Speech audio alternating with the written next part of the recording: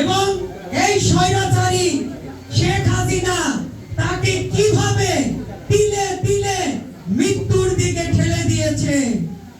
আজকে আমরা এই বাংলাদেশ স্বাধীন হয়েছে শুধু তার আপসীন নেতৃত্বের জন্য এবং পরবর্তীতে তারই সুসন্তান শহীদ প্রেসিডেন্ট জিয়াউর রহমানের সন্তান জনাব তারেক রহমান এই 24-এর আন্দোলনে তিনি কিভাবে নেতৃত্ব দিয়েছিলেন সেটা আমরা জানি।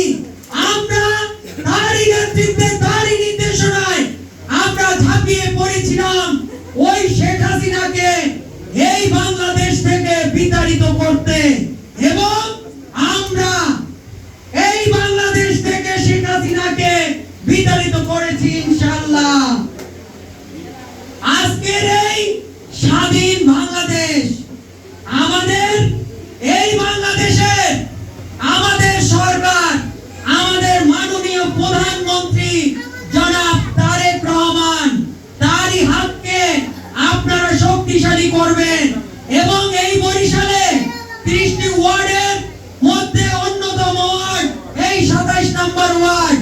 এই 27 নম্বর ওয়ার্ডে আমি আপনাদের সাথে এইখানে অনেকবার আন্দোলন করেছি, হরতাল অবরোধে আপনাদের এইখানে আপনাদেরকে নিয়ে আমি মিছিল করেছি, রাস্তা অবরোধ দিয়েছি, আপনারা সবাই জানেন। তাই এই ওয়ার্ডের প্রতি আমার আন্তরিকভাবে দৃষ্টি রয়েছে। আমি বলতে চাই সাংগঠনিকভাবে আপনারা আপনাদের নেতৃত্ব ইনশাআল্লাহ আগামী দিনে পাবেন।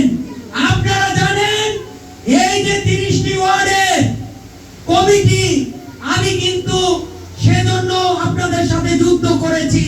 এই কমিটি ভেঙে তারা নতুন কমিটি করবে, তাও কিন্তু করতে পারিনি। আজকে আমরা বলতে চাই আগামী দিনে আপনারা এই 27 নম্বর ওয়ার্ডেও সঠিক নেতৃত্ব পাবেন ইনশাআল্লাহ। আপনারা তৃণমূল কখনো অবহেলিত থাকবেন না ইনশাআল্লাহ, আমি বলে দিয়ে যাই। আপনারা বিভিন্ন যে সমস্যাগুলো বলেছেন আমি ইতিমধ্যেই বলেছি, ইনশাআল্লাহ আমাকে যদি আল্লাহ তৌফিক এবং সুযোগ দেয় আমি আপনাদেরই পাশে থেকে আমি সেগুলো সমাধান করব। যদি আমার ভাগ্যে আসে, আমি যদি কোনো ক্ষমতা পাই বা আমি যদি কোনো দায়িত্ব পালন করি, ইনশাআল্লাহ আমার জীবনে একটাই লক্ষ্য ছিল। এই বরিশালে আমি দেখেছি, বিভিন্ন ভাবে দেখেছি, যারা ক্ষমতায় যায় তারা শুধু নিজেরা লাভবান হয় এবং আত্মীয়স্বজন লাভবান হয়।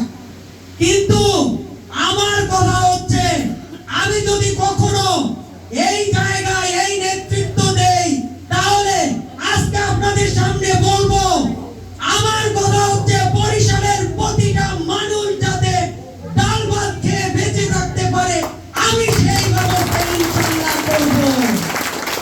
তাই আপনারা কখনো ধৈর্যচ্যুত হবেন না ইনশাআল্লাহ। সবে তো আমাদের সরকারের 5 মাস হয়েছে, আস্তে আস্তে আপনারা দেখবেন এই বাংলাদেশকে তিনি কোথায় নিয়ে যান। আমাদের দেশ নায়ক তারেক রহমান, তার অনেক ডেজিগনেশন আছে, তিনি এই বাংলাদেশের প্রধানমন্ত্রী হওয়ার পর প্রতিটা ক্ষেত্রেই উনি সফলতার সাথে কাজ করে যাচ্ছেন। ইনশাআল্লাহ আমরাও তার হাতকে শক্তিশালী করব ইনশাআল্লাহ। আপনারা যদি পাশে থাকেন তাহলে কোনো কাজই কঠিন হবে না, সব কাজই সহজ হয়ে যাবে ইনশাআল্লাহ। আমি চাই এই বরিশাল বেকার মুক্ত হোক, দুর্নীতি মুক্ত হোক, আপনার মাদক মুক্ত হোক। এই বরিশাল একটা পরিচ্ছন্ন আধুনিক মডেল সিটি পরিণত হোক, এই আশা আপনাদের কাছে আমি দিয়ে যাই। আমি আপনাদেরকে বলতে চাই, আপনারা যা বলেছেন ইনশাআল্লাহ আমি এখন থেকে আমি প্রশাসনের বিভাগীয় কমিশনারকেও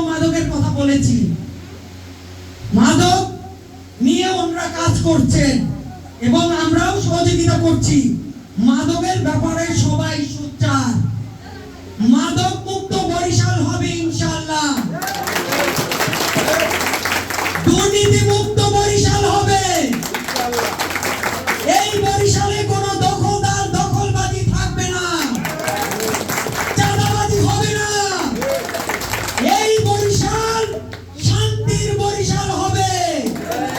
আপনারা সবাই একই সাথে বসবাস করবেন এবং আগামী দিনে এই বরিশালের যে প্রধান সমস্যা, বরিশাল একটু বৃষ্টিপাত হলেই প্রতিটা রাস্তা জলাবদ্ধ হয়ে যায়। সেই সমস্যাগুলো ইনশাআল্লাহ আগামী দিনে সমাধান হবে। প্রতিটি ড্রেনেজ ব্যবস্থা হয়ে যাবে।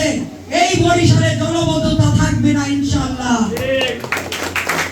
আপনারা মা বোনরা ধৈর্য ধরে অনেকক্ষণ অপেক্ষা করছেন।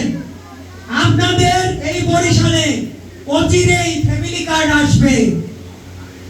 আপনাদেরকে আমাদের জনাব তারেক রহমান আপনাদের জন্য অনেক কিছু করতেছে।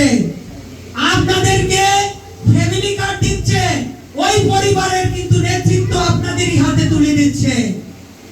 অতএব এই বরিশালে ফ্যামিলি কার্ড আসতেছে, আপনারা সবাই সচেতন থাকেন।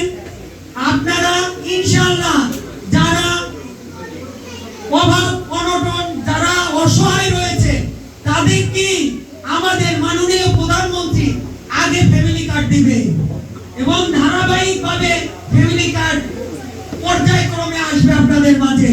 কৃষক কার্ড দিচ্ছে, স্বাস্থ্য কার্ড দিচ্ছে, প্রতিটা কার্ডই এই বরিশালে আসবে ইনশাআল্লাহ।